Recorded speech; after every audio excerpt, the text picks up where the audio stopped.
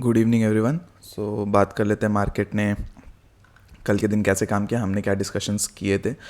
हमने जो बात की थी उसके हिसाब से हमने जो लेवल डिसाइड किया था वो था 22,750 टू 60।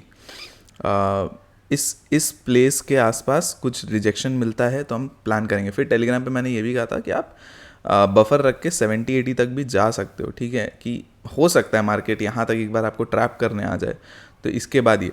बट स्टिल 80 तो छोड़ दो, ये गया 75 के आसपास, देखो गया, मैं बोल रहा था जिस हिसाब से वो गया भी। एंड यहाँ पे इतनी बड़ी कैंडल बनाई इस तरह से, ये देखो आपने, ये कैंडल बनाई यहाँ पे, लगा कि ब्रेकआउट हो ही गया। अब बस मैं इसीलिए थोड़ा सा बफर रखता हूँ।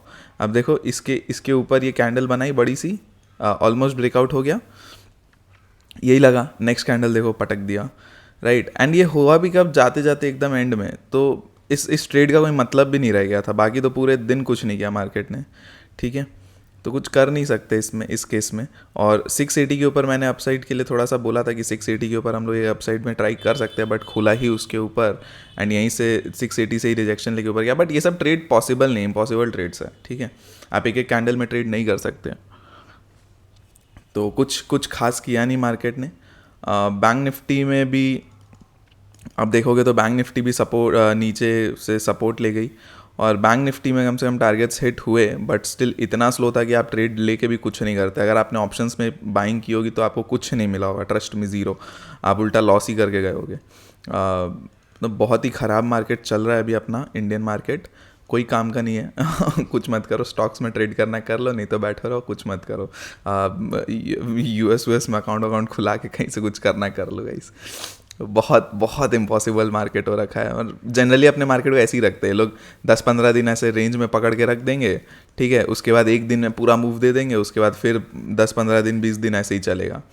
तो इंट्राडे रिटेल ट्रेडर्स के लिए कुछ नहीं बचाते हैं लोग, मतलब कुछ छोड़ते ही नहीं। और ये खास करके क्यों, ये जो एक्सपायरीज बढ़ गई है ना, एक्सपायरीज आपकी हर डे पे एक्सपायरी कर दी है इन्होंने, अलग अलग इंडेक्स बढ़ा दिए हैं, मिड कैप ला दिया, उसके बाद आपका सेंसेक्स ला दिया, ठीक है। पहले खाली निफ्टी बैंक निफ्टी थी, वॉल्यूम्स आता था, सब होता था, अभी अलग अलग ये ला दिए, बैंक एक्स ला दिया, सेंसेक्स ला दिया, मिड कैप ला दिया, फिर निफ्टी ला दिया, अब ये लोग और निफ्टी टाटा ये वो है ना तेना सब लाने की कोशिश।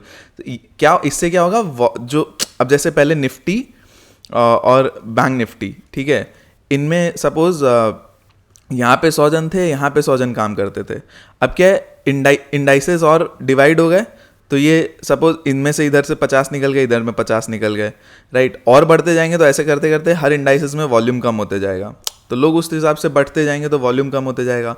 और प्लस आपका ये सब बढ़ाने की वजह से जो गवर्नमेंट है वो तो टैक्स कमाएगी, ब्रोकर्स ब्रोकरेज कमाएंगे, और पड़े रहेंगे, मतलब हम लोग रिटेलर लोग का कुछ नहीं। इंडेक्स में आप ट्रेड नहीं करो।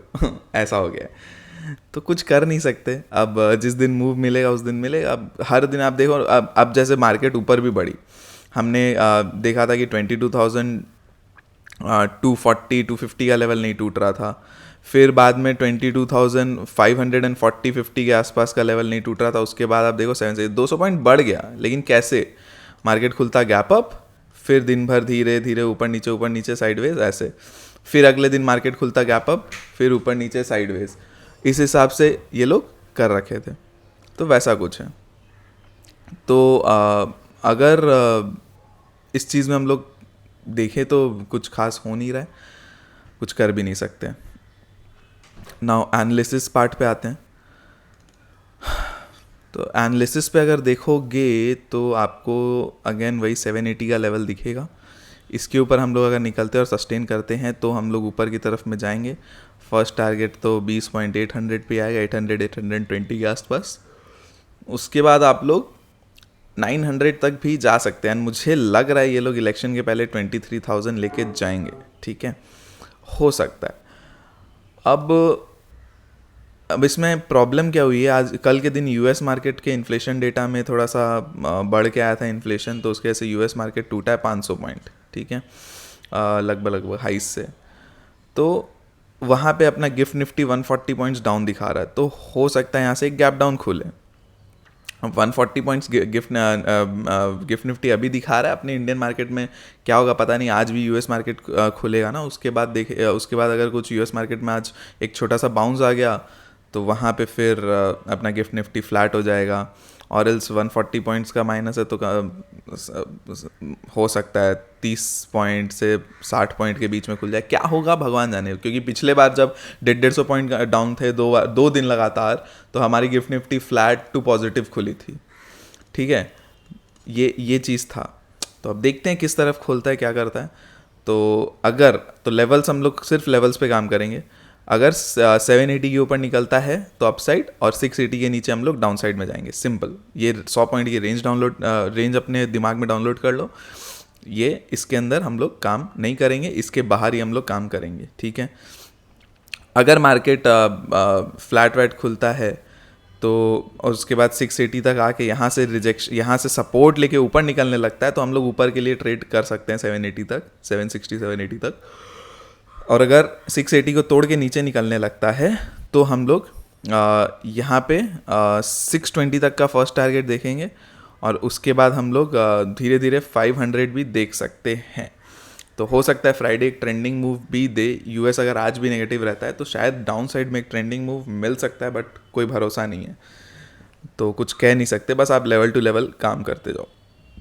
तो 620 के नीचे आपको पहले 500 तक मिल सकता है, बट उसके बीच में आपको क्या एक लेवल मिलेगा, 22,560।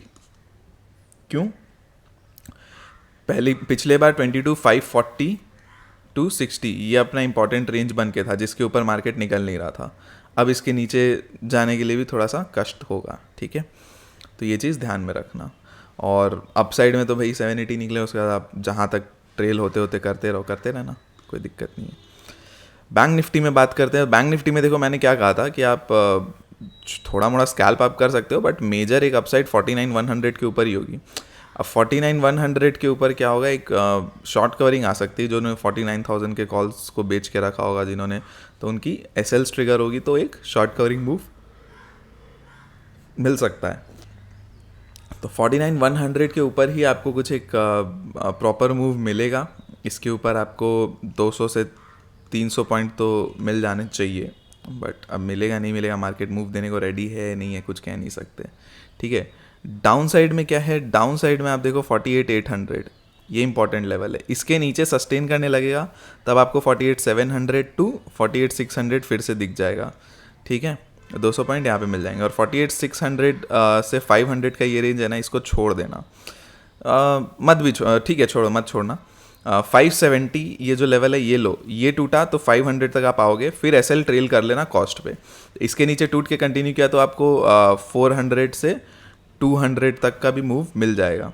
48,400 टू 48,200 का भी मूव मिल जाएगा। ठीक है, बट एसएल को कॉस्ट पे लगा देना, हो सकता है यहाँ से एक खींच के आपका एसएल ही हिट कर दे। बट हाँ, ये एक इम्पॉर्टेंट लेवल है 48,800, इसको मिस मत करना। ये टूटने पे आपको एक ट्रेड लेना बनता है, लेकिन यहाँ से अगर बाउंस ले जाता है तो वो एक अलग कहानी है। अब बहुत बार होता है इसके नीचे तोड़ेगा और क्लोज नहीं करेगा, और अभी स्लो मार्केट है तो आपको 15 मिनट के चार्ट की क्लोजिंग को देखना होगा हमेशा। ठीक है, 15 मिनट की क्लोजिंग देख के ही काम करना है। इसके नीचे 15 मिनट की क्लोजिंग हुई तब आप कर सकते हो। हाँ, अगर बहुत बड़ी कैंडल ही क्लोजिंग हो गई, जैसे इसके नीचे आते आते ही 100-150 पॉइंट की कैंडल क्लोजिंग हो, छोड़ देना भाई ट्रेड, कुछ मत करना, कोई भरोसा नहीं कहाँ से खींचेगा। तो उसके बाद फिर आप देखना कि ये 600 500 भी तोड़ रहा है क्या नेक्स्ट कैंडल में, तब आप ट्रेड में उस कैंडल में घुस सकते हो, वैसा कुछ। ठीक है, तो ये भी ध्यान रखना। बट 48,800 के नीचे सस्टेन करने देना 15 मिनट, उसके बाद कुछ करना। ठीक है, फिन निफ्टी में आ जाते हैं। फिन निफ्टी में ये देखो, फिन निफ्टी में पहला इंपॉर्टेंट लेवल आपका हो जाता है 660। इसके नीचे आपको यहाँ पे 640 20 पॉइंट ही है, और उसके नीचे निकलते हो तो 600। तो 660 के नीचे आपको 600 तक का मूव मिल सकता है। ठीक है, बीच में ये एक अड़चन है 20 पॉइंट का, 640 और 600, और 600 के नीचे निकलते हो तो 21,500 भी आपको देखने को मिल जाएगा। ठीक है, अपसाइड में क्या, अपसाइड में 21,760, इसके ऊपर निकलता है तो 21,800 से लेके 21,900 तक का मूव हम लोग को देखने को मिल सकता है। अब देखते हैं क्या होता है। और दूसरी चीज़ मैं ये बोलूँगा, अगर ब्रेकआउट्स आप प्ले नहीं करते हो और मार्केट अगर वैसा सिनेरियो नहीं दिखाती है, तो आप ये चीज़ ध्यान रखना कि आप रेंज को प्ले करो। जैसे जो रेंज है उसी, जो रेंज सपोज ये बनी हुई है 760, यहाँ से कोई रिजेक्शन लेता है तो यहाँ से आप शॉर्टिंग करके चल सकते हो, ठीक है। तो और ब्रेकआउट ऐसा नहीं कि फर्स्ट हाफ में आपको मिल रहा है तो उसी में ही लेना है, मिल रहा है तो देख लो। अगर आप ट्रेड में घुस पा रहे हो तो, अगर बहुत बड़ी कैंडल ऐसे बना दी तो ट्रेड में घुसना इम्पॉसिबल हो जाता है, ठीक है। तो वो देख के, और ये चीज़ ध्यान रखना 15 मिनट की चार्ट की कैंडल को क्लोजिंग होने देना, ठीक है। तो चलिए आज के लिए इतना ही है, बाकी हम लोग कल के दिन डिस्कशन करते हैं कैसा था क्या था मार्केट, ठीक है। कल के दिन क्या, कल तो मार्केट खुलेगा कल के दिन हम लोग शाम को कल के मार्केट के लिए डिस्कशन, नेक्स्ट वीक के मार्केट के लिए डिस्कशन कर लेंगे, ठीक है।